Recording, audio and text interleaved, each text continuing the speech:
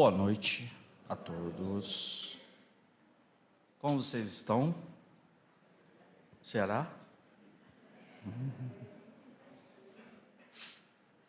As perguntas são muito retóricas, né? A gente não sabe se as pessoas estão bem, mas dizem que estão bem, né? Então vou confiar. Mais uma vez agradeço a oportunidade, né, de estar aqui. E também lançando mais uma vez outro livro, né, que é o Curando as Feridas da Alma, inspirado por médicos espirituais, né? Anteriormente nós havíamos lançado o livro Curas Espirituais, à luz da doutrina espírita, e os espíritos médicos, né, continuam nos incentivando, né, no sentido de produzir obras que possam construir, né, trazer alívio, afago à saúde mental, à saúde espiritual e também do corpo físico, né, que nós tanto ansiamos nos dias de hoje, né? Curando as Feridas da Alma é um trabalho de inspiração desses médicos espirituais e que fala muito sobre nós, sobre a nossa vida, sobre o nosso cotidiano, né? E um dos textos é sobre ansiedade, e a gente vai falar um pouquinho, porque eu acho que não tem nenhum ansioso aqui. Aqui não tem nenhum. Tem alguém aí que é ansioso? Não? Que bom, né, gente? Os espíritos estão vendo, né? Por isso que eu botei Jesus na capa, né, para as pessoas lerem ele, né? Inclusive foi o mesmo autor, um coreano, um grande amigo nosso, que doou essa pintura para a gente. E a ansiedade é um tema bem complicado, né? Sexta-feira eu estava me preparando para dormir e um amigo médium disse que sábado eu teria 2 surpresas. Você acha que eu dormi? Não. Dormi mal. Só quando o sono veio mesmo, eu falei, não, vou te arrancar do corpo, porque já foi, né? Já deu. Mas a ansiedade é um pouco sobre isso, né? Sobre a expectativa que nós criamos sobre as circunstâncias, né? O desplugar do presente para se conectar no futuro de uma forma muito desproporcional. A ansiedade nos trouxe aqui. Sem ansiedade, a gente não trabalha, a gente não vive, a gente não desenvolve projetos. Ela é importante. A questão é quando ela é desproporcional. A questão é quando ela passa dos limites das questões saudáveis das relações humanas. Quantas pessoas vão fazer aniversário? O aniversário é daqui a 6, 7 meses, mas estão criando catástrofes, né? Vai dar tudo errado. Tem que fazer convite, tem que fazer não sei o quê. O casamento é daqui a 2 anos, mas a pessoa já está terminando o casamento, né? Já está terminando, finalizando o casamento, porque já criou uma catástrofe, né? Criou um tsunami emocional sobre tudo que vai dar errado daqui a 2 anos. Sendo que existem problemas hoje para serem resolvidos que nos reportarão àqueles dias, né? Então, muitas vezes nós ficamos presos ao futuro, né? Podemos dizer que a vida é como um carro. O presente é o volante, o retrovisor é o passado e a ansiedade é o futuro. O Brasil é o país com o maior número de pessoas ansiosas no mundo. E é o segundo maior em número de pessoas com depressão. Isso quer dizer o quê? Que o Brasil vai ser o maior em número de depressões daqui a algum tempo. São o que os médicos espirituais vêm nos dizendo e vêm nos trazendo para falar para as pessoas. O maior patrimônio da humanidade se tornou a saúde mental. Você ser o senhor da sua mente. Você ser o senhor do seu pensamento, você conseguir se apropriar daquilo que você é, daquilo que você pensa, e você se sentir confortável com isso. Por que a ansiedade causa depressão? Porque a ansiedade nos coloca no futuro, gera expectativas, e muitas vezes são expectativas irreais, São expectativas que nós criamos a partir das distorções que nós elaboramos em relação à vida. Nós nos frustramos por essas expectativas não acontecerem, e ao se frustrar, gera uma tristeza profunda. E essa tristeza profunda acumulada ao longo do tempo gera um processo de depressão seríssimo. Só que vinculado aos processos espirituais, estamos vivendo uma pandemia invisível de processos de orações. Praticamente todos os casos de pessoas com depressões, ansiedades, quando nós mandamos para as reuniões mediúnicas para fazerem um diagnóstico, do caso espiritual, vem acompanhado de espíritos vinculados, seja por bem, seja por mal, seja por vingança, seja por outras questões, Kardec já havia nos alertado isso na questão 471 de O Livro dos Espíritos, que a maior parte dos casos de ansiedade, depressão, de vazios existenciais são provocados por espíritos, que conscientemente ou inconscientemente eles tomam conta dos nossos pensamentos. Então eles potencializam uma tristeza, algo que talvez seria irrelevante, pequeno, uma tristeza, Não vou falar da sogra, porque já mudou desse assunto, mas o marido foi grosso com a esposa.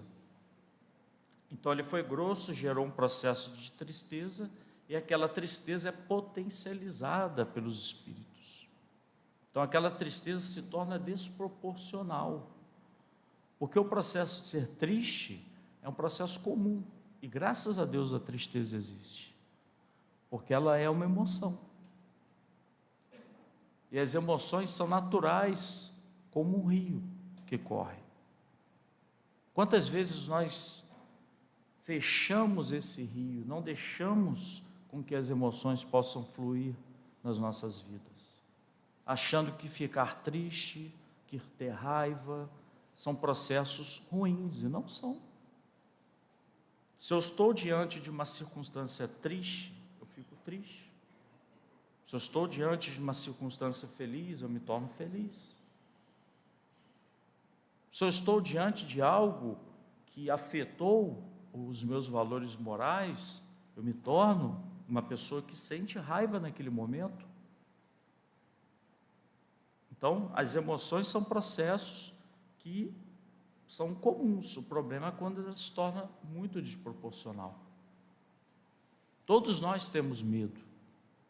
O medo foi feito para nos proteger, Caiu uma chuva torrencial hoje, então a gente vem com um veículo mais devagar. Porque o medo, o instinto de conservação do corpo físico, que é uma das leis morais, o instinto de conservar-se vivo, nos trouxe até aqui. De uma forma ou de outra, nós vamos nos protegendo para que nada não nos ocorra.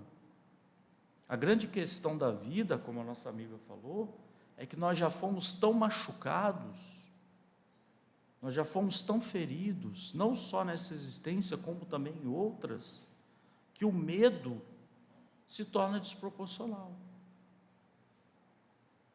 Eu não vou casar porque eu estou com medo. Claro que tem que ter medo. Você vai ganhar uma sogra, você vai juntar 2 escovas de dente, possivelmente, como 70% dos casais vai separar em 3 anos. Tem que ter medo mesmo, é para ter medo. Mas uma coisa é você ser seletivo com quem você escolhe. Uma coisa é você filtrar a pessoa que está entrando na sua vida, porque isso pode causar uma catástrofe. Se você permitir que qualquer pessoa entre na sua vida sem um mínimo de filtro, não precisa abrir um edital, aquela coisa pública, não. Abre um processo comum, estou aberto, né? Mas também não precisa ser aquela coisa amorosa, mas uma coisa que seja vagarosa, né? Contínua, constante. O problema de estar com muito medo é que nós começamos a descartar pessoas pelo medo. Nós esquecemos da esperança de poder compartilhar a vida ao lado de alguém. O fato de ter medo faz com que a gente não tenha a capacidade mais de abrir uma empresa e deixar de construir sonhos. O fato de ter medo, muitas vezes, faz com que a gente desista e renuncie de sonhos, que muitas vezes, a maior parte deles foram criados no mundo espiritual, ou somos intuídos, de alguma forma, para que eles se concretizem aqui na Terra. Então, nós temos que saber que coragem e medo não são antagônicos. Coragem é agir com o coração. Agir com o coração. Mas coragem e medo não são antagônicos. Porque corajoso mesmo é aquele que conhece os seus medos. É aquele que navega no mar dos seus medos. Aquele que se desafia a conhecer os seus medos, as suas dificuldades, as suas limitações. É o processo de autoconhecimento que tantos outros expositores vêm aqui e falam para a gente fazer. Quando nós tomamos aqueles remédios, né, o médico passa para a gente, não é gostoso. Assim como a reforma íntima, que é um processo, não deveria ser tratado como um clichê, né? É um processo milenar, porque nós começamos simples e ignorantes até nos tornarmos espíritos puros, vai ter reforma íntima, né? Quantas pessoas são perguntadas acerca de processos obsessivos e dizem que a solução é a reforma íntima? E quantas vezes eu olho para a pessoa assistida e falo, ela não tem condições nenhuma de fazer reforma íntima agora. Não tem, ela tem que ser acolhida. Ela tem que ser acolhida, o nome dela tem que ser levado à mesa mediúnica, ela precisa ser levada a um psiquiatra de responsabilidade. Quantas vezes os médicos espirituais dizem para as pessoas, já procurou o médico da Terra? É necessário cessar a parte biológica. O quanto que uma caminhada de 40 minutos de manhã, antes do trabalho, atenua o nosso processo de ansiedade. Porque ela tem o efeito de um antidepressivo. Gera neurotransmissores. A vida começa melhor, o dia começa melhor. O quanto que uma boa noite de sono, né? Uma noite de sono de 7, 8 horas, desligando tudo, porque agora entramos na moda, e eu não tenho nada contra, eu mesmo assisto filmes, mas quantas vezes nós ficamos a madrugada inteira assistindo uma série? Ok, tudo bem, é justo. Mas e o seu sono? E como você vai acordar no dia seguinte? E o trabalho profissional que você exerce? E a mediunidade que você exerce na casa espírita? E a preparação para um processo de passe, para um conforto da alma, para a transfusão de energia. Porque nós já começamos o dia quebrados. E assistir série é viciante, né? Pior, quando a série é boa, pior ainda. Então eu sempre falo para alguém, ó, não me manda série. Não me manda. Não quero saber se é boa, se é ruim. Eu mesmo passo a mão lá e fico vendo, né? Será que é boa? Será que é ruim? Inclusive, a Organização Mundial de Saúde pediu, inclusive, alguns apps como a Disney, já pedem para que você solte um capítulo da temporada por semana. Porque se você soltar tudo, as pessoas vão ficar 2 dias vendo. Aí não vão trabalhar, né? Não esquecem um filho aquele carrinho, né? Não cuida, não troca fralda, fica lá vendo série o dia inteiro. Isso é sério. Por quê? Nós produzimos menos melatonina. E a melatonina é uma substância, né, um hormônio que regula o nosso humor. Então a gente acorda irritado, a gente recebe o bom dia. Bom dia para quem? Né? Só se for para você. Então nós ficamos, de fato, ali num processo de sabotagem, né, do nosso corpo físico, no sentido de diminuir essa ansiedade, porque isso está na nossa mão. Fazer uma atividade física, né, buscar dormir no lugar completamente escuro, evitar a partir das 10, 11 horas algo que excite muito os nossos pensamentos, né? Já está provado cientificamente que a oração tem um processo surreal, né? Transcendental em relação ao medo. A oração ativa questões aqui do cérebro, alguns locais, como a amígdala, e reduz o nosso medo. Então nós conseguimos dirimir as dificuldades do dia através da oração, através da prece. Não é apenas o ato de orar, mas o hábito de abrir o coração para Deus. É assim como na parábola do fariseu e do publicano, onde o homem estava lá conversando com Deus, né? Não é apenas uma prece mecânica, onde você fala algumas palavras, vira e dorme. É um processo de você falar com Deus de fato, né? De você se permitir a escutar no fundo da sua alma instruções dos amigos espirituais, intuições. Basta que a gente se permita. Quantas vezes em lugares, em ambientes como palestras, né, os espíritos falam para a gente, se as pessoas se permitissem um pouquinho, nós faríamos uma cirurgia espiritual. Mas a gente fica muito tenso, né? Outro dia o espírito brigou comigo, reclamei com ele, que foi reclamar, né? Brincadeira, né? Não, mas o senhor fala que eu posso, né, fazer psicofonia, que eu posso, sou médium de cura, isso, aquilo, mas estou tentando incorporar e não consigo.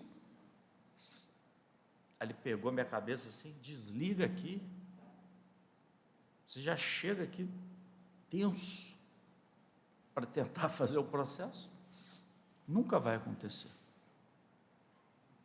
né? As coisas são naturais. O processo de você receber uma entidade espiritual, de você fazer o processo de psicofonia, processo de cura, ele precisa ser natural, precisa ser leve, precisa ser contínuo. Isso também vale para a ansiedade. A ansiedade nos traz um grande paradoxo da vida. Nunca vivemos tanto. Agora, tem pessoas que eu juro por Deus que eu não entendo. Você olha, tem 70 anos, parece ter 40. As pessoas estão vivendo cada vez mais. E vão viver cada vez mais.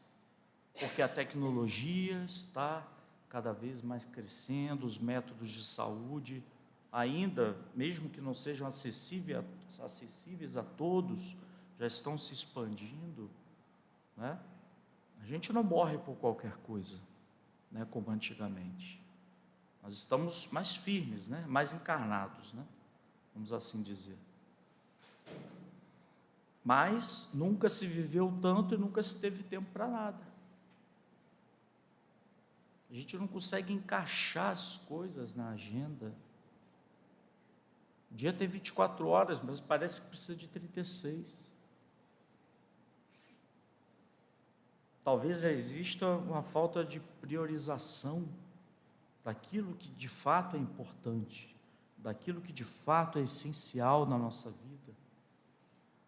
Viramos igual um computador, abrimos tantas abas que ele começa a bugar.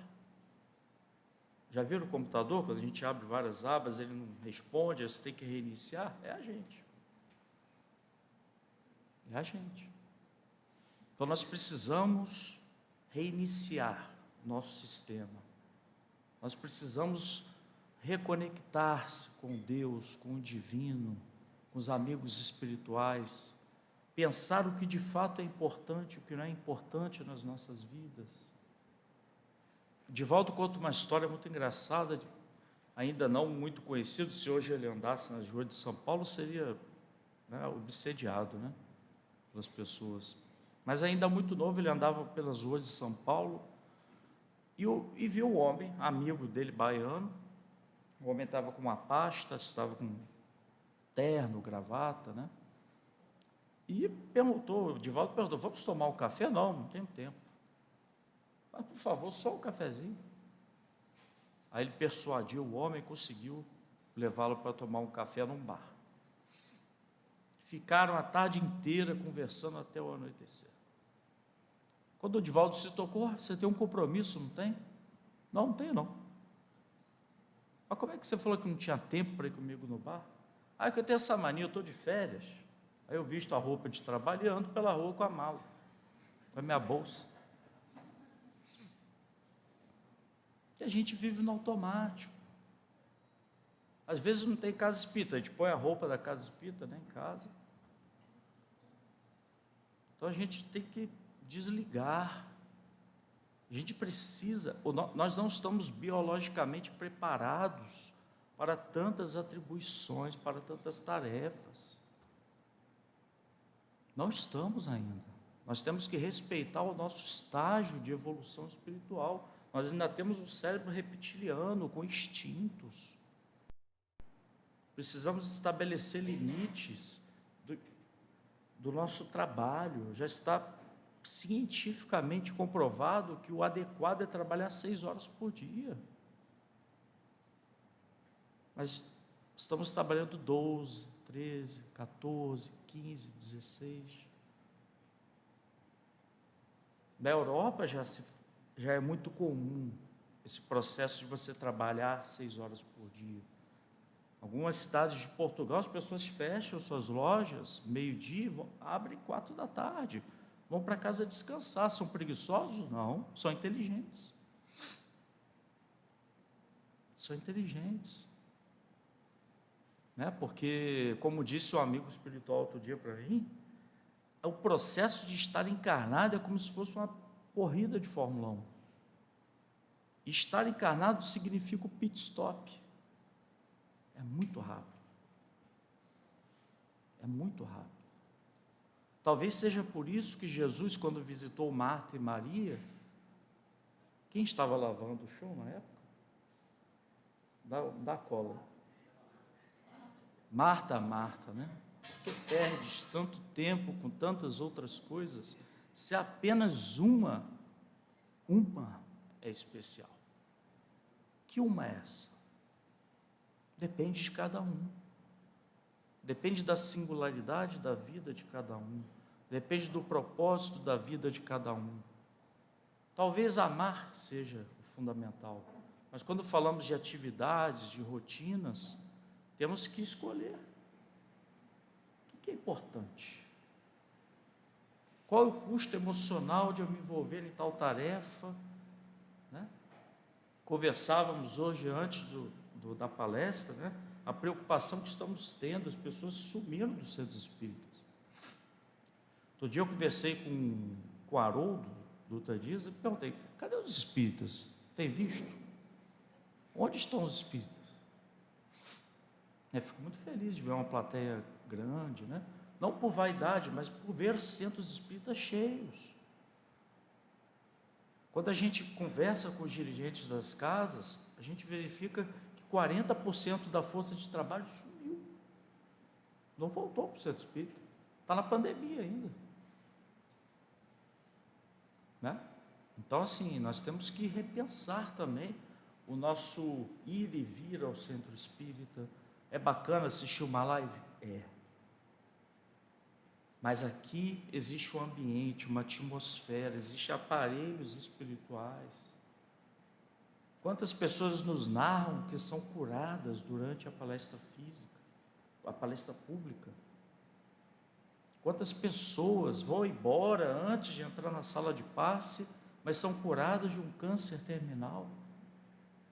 Ainda precisamos desse espaço.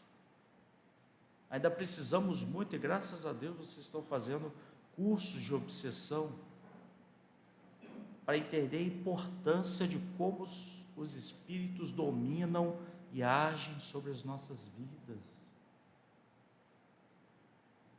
Quanto é importante, gente.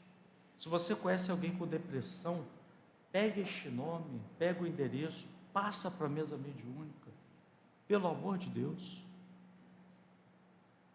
O CRP vai te caçar. Estou nem aí. Deixa caçar. As pessoas, eu sempre digo, tem um filme do Rocky Balboa, né? Que ele perdeu a fome de lutar. Muitas vezes eu sinto que o espírita perdeu a fome de ser espírita. Porque nós podemos realizar grandes coisas para as pessoas.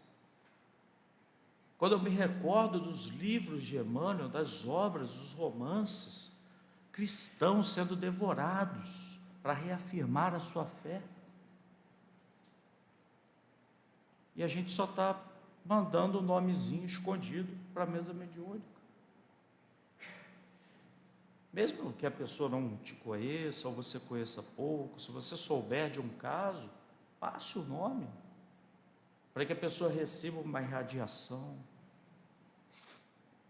para que ela receba essa profilaxia, que é a bendita doutrina dos espíritos. E quem pediu para expulsar os espíritos, e foi o termo que Jesus usou na época, foi o Cristo. Ide, curai, expulsai, né? Foi o Cristo que autorizou para a gente. Então nós estamos aqui e temos que comer do banquete. É como se estivéssemos numa festa e não mordêssemos o hambúrguer, né? Não tomássemos a melhor parte dela. Nós fazemos parte disso, por que não nos apropriarmos? E uma coisa que os espíritos colocam também são a questão da vergonha. Nós ficamos envergonhados. Mas todos nós estamos com distúrbios emocionais, gente. Não precisa ter vergonha. Né? Outro dia eu estava conversando com um paciente, ele falou que não queria tomar remédio. Aí falou, aí apontou para mim, olha para você, não tomar remédio está aí, muito bem. Eu falei, é agora. Aí comecei a descascar a minha bolsa, né? Hipertensão, ácido úrico, ansiedade, quer mais algum? Você toma? Meu amigo. Até o médico me liberar, eu vou tomar. Eu confio no meu médico. Se ele falar que eu preciso tomar essa medicação, eu vou tomar a medicação. Né? Então a gente precisa expandir as nossas percepções. Quantas pessoas que eu vejo ao tomarem um antidepressivo, né, de uma tecnologia mais bem elaborada, saem do fundo do poço, participam de um processo de desobsessão.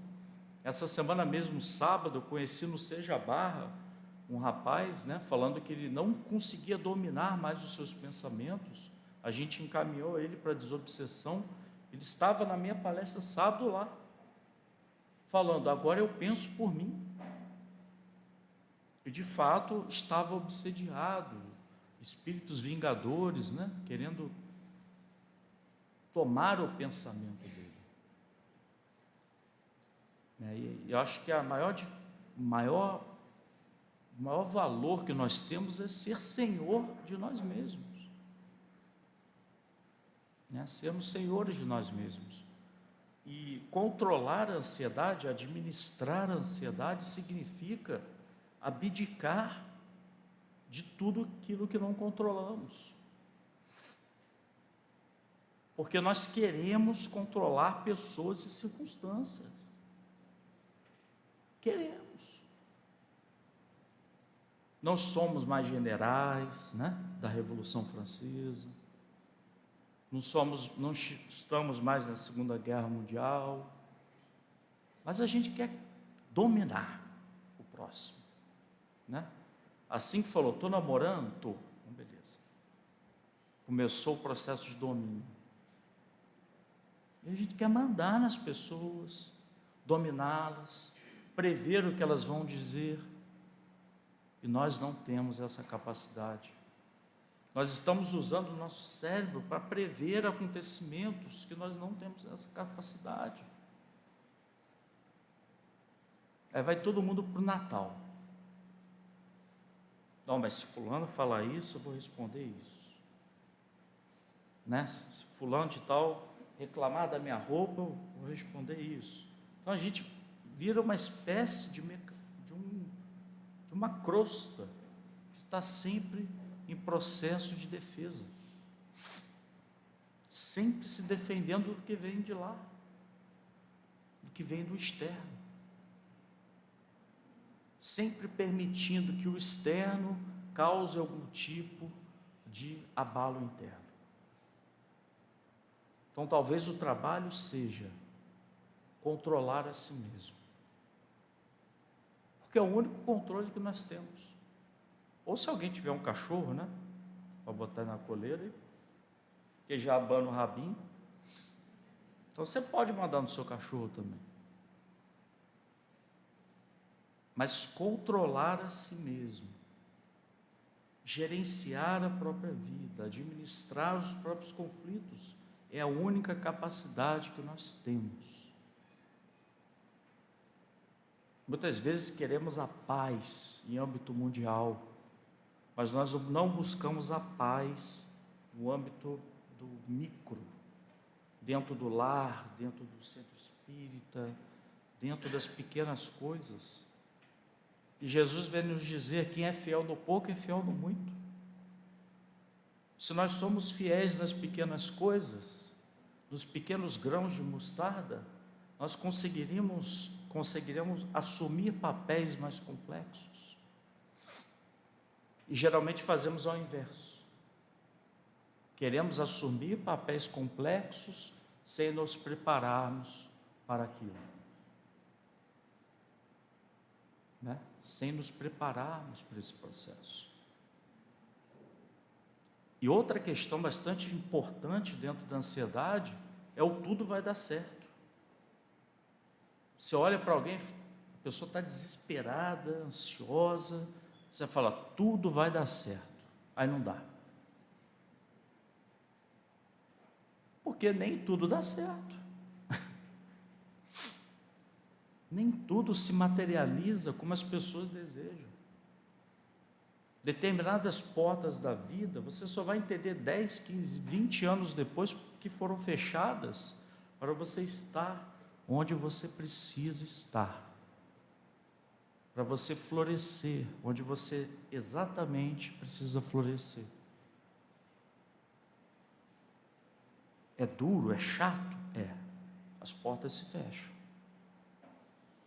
Mas se fechou, se processos estão sendo desconstruídos, outros processos estão a caminho de aparecer. Então nós precisamos estar receptivos, sintonizados. E uma coisa é sermos espíritas, outra coisa é pensarmos como espíritos. Ampliar as nossas concepções. A lei de destruição fala que nós não estamos destruindo nada, nós estamos renovando as coisas. Então, se você perdeu alguma coisa, calma. Perdi um casamento, perdi um emprego, perdi um empreendimento próprio. É hora de reflexão. É hora de reflexão porque outras coisas vão ser construídas. Outras coisas vão entrar em cena e nós precisamos estar sintonizados com os amigos espirituais. Ficamos tristes, magoados, chateados, Ok, isso é fato. Mas se nós não estivermos prontos para abrir outras portas, vamos viver nas portas que foram fechadas. Ai, mas eu devia ter ficado naquele emprego. Ah, mas eu devia ter ficado naquele relacionamento. Mas já foi. A porta fechou. E nós temos uma questão, principalmente nós espíritas, que talvez seja alguma crença distorcida, que nós estamos aqui para sofrer. Eu tenho que sofrer, né? Colhei chiclete na cruz, né? Desamarrei as sandálias de Moisés, né? Devo ter feito alguma coisa, né? Cortei os cabelos de Rapunzel. A gente tem sempre essa coisa, o que está acontecendo é porque aconteceu alguma coisa em vida passada, e esquece que a gente não está aqui para sofrer, a gente está aqui para aprender. Nós estamos aqui em processos de aprendizados espirituais. Você pode ter perdido tudo, apartamento, dinheiro, mas se você aprendeu a paciência, se você aprendeu a generosidade, se você aprendeu a compreensão, você é rico, você é milionário, ganhou na Mega Sena da virada. Aos olhos dos espíritos superiores, você é um milionário. Ah, mas me traíram, me fizeram de trouxa do meu relacionamento. Você foi leal? Fui. Ótimo. Aos olhos do plano espiritual, somos verdadeiros. Somos muito bem vistos, os outros também são. Os que erraram também são. Porque o amor de Deus é igual para todo mundo.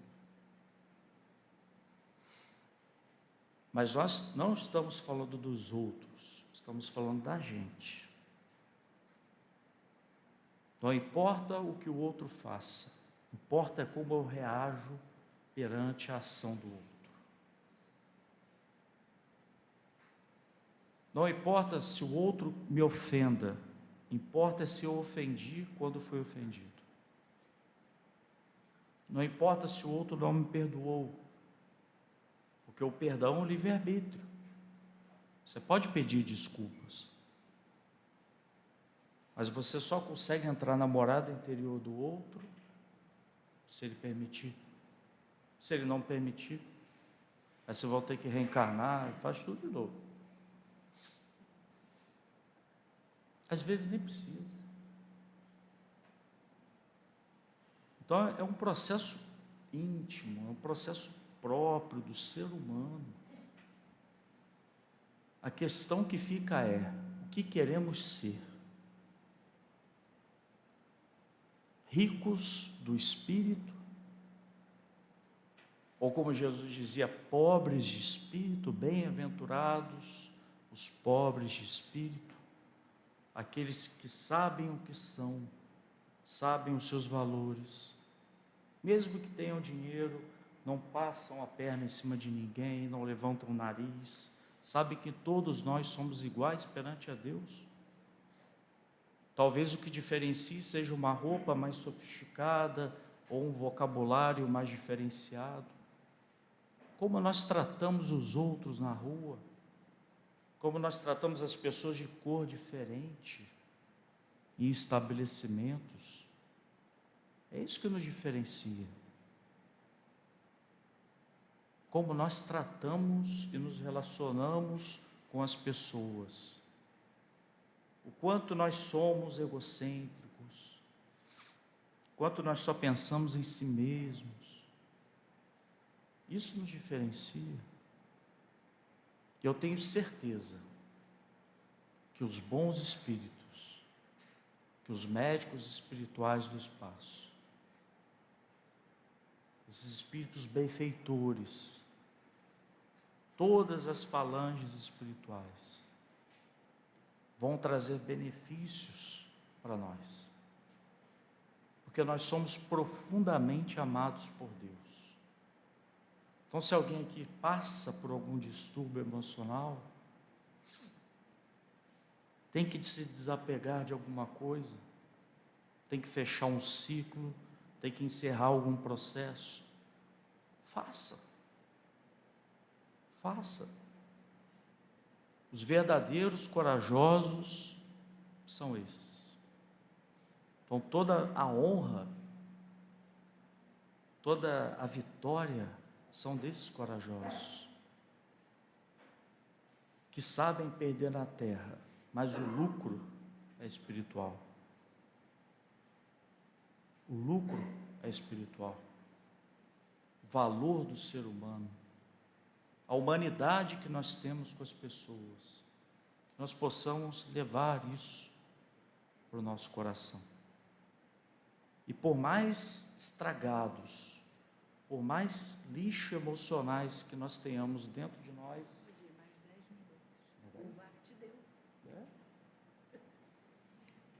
por mais lixos emocionais que nós temos dentro de nós temos totais condições de extraí-los, totais condições de nos conhecermos e podermos extrair esse lixo dentro de nós.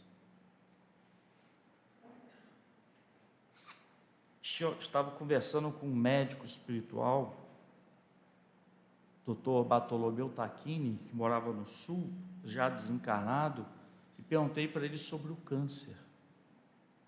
E ele me disse, muitas vezes os processos cancerígenos são ocasionados pela nutrição espiritual que nós fazemos ao longo da vida. Sejam mágoas, sejam rancores, seja a ausência de um perdão. Porque quando nós perdoamos alguém, nós não perdoamos para o outro se dar bem, nós perdoamos por nós.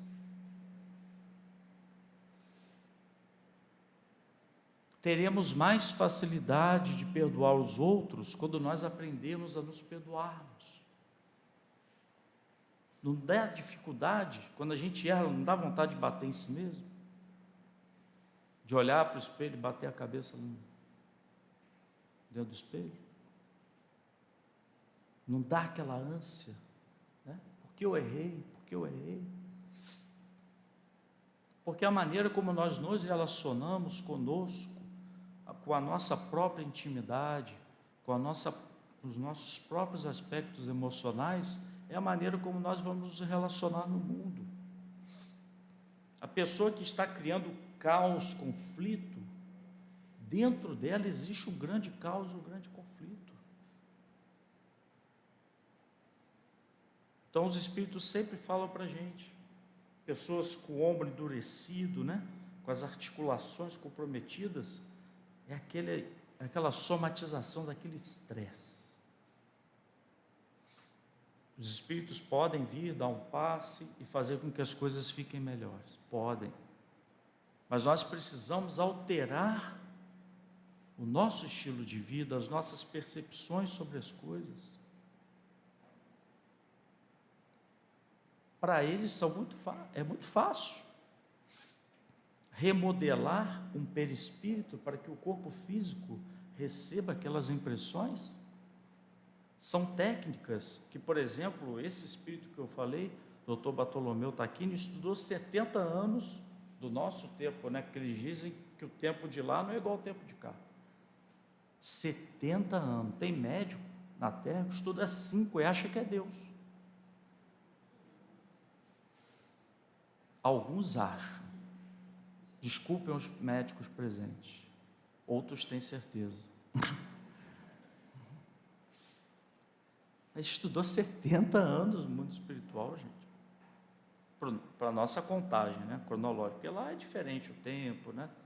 Aí falou de como eles estudam. Eu fico lendo os livros assim e falo, nossa, tão longe, né? 3D já está encostado no mundo espiritual. PET scan está encostado no mundo espiritual. Outro dia eu conversava com o Décio Ando, ele me falou algo, eu concordo com ele. Nosso lar devia ser reescrito. Né? Aí alguns falam herege. Por quê? Porque a tecnologia de nosso lar, quando foi escrito, e é de hoje, muitas coisas que existiam na obra Nosso Lar já estão na terra, materializadas. As lives, o celular, né? As televisões de plasma, muitas coisas já estão materializadas e outras estão muito próximas de estarem também. Nós estamos entrando cada vez mais próximos desse mundo de regeneração. E nós precisamos nos adequar emocionalmente para entrar nesse mundo. Tem gente que já está ansioso com 2057. Onde é que eu vou estar? Ai, meu Deus, espera aí, deixa eu fazer as contas. Estou encarnado, está vendo a ansiedade? Né? Onde é que eu estou? Para onde eu vou? Mas a vida é assim, né? Então, as belezas que o mundo espiritual nos proporciona não é para ser apenas uma beleza, é para ser um exercício na vida íntima. De nada vale um livro se aquele aprendizado não foi assimilado. De nada vale um livro construído se nós nos envaidecemos. De nada vale um trabalho se você se torna egoísta. De nada vale um cargo se você é orgulhoso. São as grandes chagas da humanidade. São os grandes dramas da humanidade, eles persistem.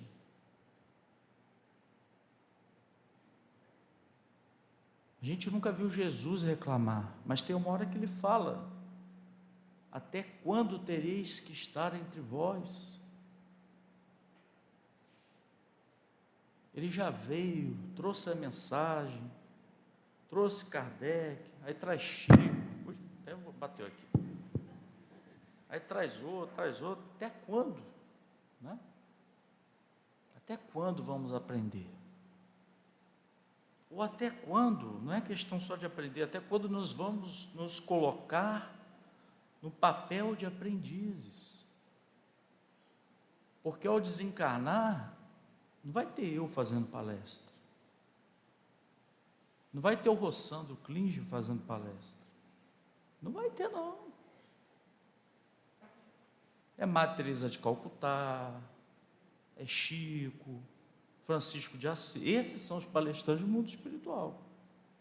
O congresso deve ser bom, né? E é gratuito, viu? Se juntem assembleias, né? Deve ser uma coisa maravilhosa. E a gente aqui acha que, né? Por isso que o mundo de provas e expiação é gostoso, gente. A gente vira palestrante, a gente manda no outro, vira dirigente de casa espírita. Olha que delícia, olha que manjar dos deuses. O veneno escorre. Ah, lá do outro lado, igual o André Luiz, chegou no nosso lar, quero ser médico. Não vai ser possível, por enquanto. Por exemplo, mas temos outros espíritos, como o Dr. Demery, né, que a gente relata nesse livro Curas Espirituais, que em 3 dias após o seu desencarne, já era um médico espiritual. E auxiliou Kardec no mundo espiritual. Ele desencarna para cuidar da saúde do codificador. Está no livro Céu e Inferno. É a primeira mensagem, é o primeiro espírito feliz que é abordado. Ele desencarna para cuidar do codificador. Ou seja, trabalhava aqui com ele, mas é chamado de médico espiritual, o primeiro médico espiritual que nós temos notícia.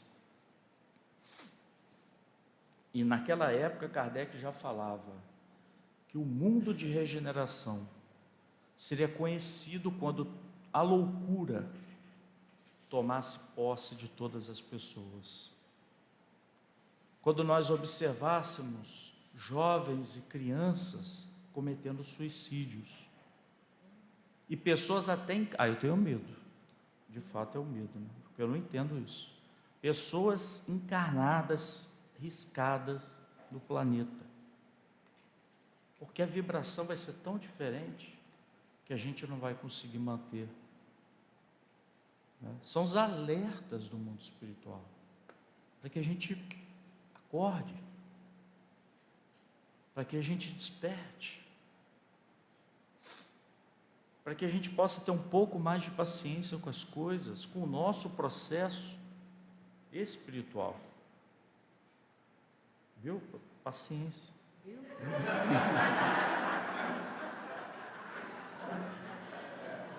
Paciência. Então, gente, muito obrigado. Esse livro aqui foi feito com muito carinho por esses amigos médicos. Prefácio de Ana Teresa Camais-Mi, que é uma grande oradora espírita, e a gente tem um carinho muito grande por ela. É daqui de Botafogo, né? O marido dela sempre manda um beijo na minha pineal. Até hoje eu não entendi, mas espero que quem queira adquirir está ali, né? Com todo o carinho para vocês, e parte da venda vai ser destinada a este centro espírita, né? E vamos chamar as pessoas para o centro espírita, né? Chamar os amigos, os familiares, para a gente ficar mais junto, né? Acabou a pandemia, quer dizer, um pouco, parte dela, né? Então, que a gente possa estar mais juntos e vocês serem essa família maravilhosa que vocês são. Que Deus abençoe o coração de vocês, viu? E eu já vou presentear esta moça aqui, né? Edna, né? Edna. Com os 2 livros aqui, porque me ajudou. Ela fez a palestra, não eu. Vale a pena ter muito paciência, obrigado. viu?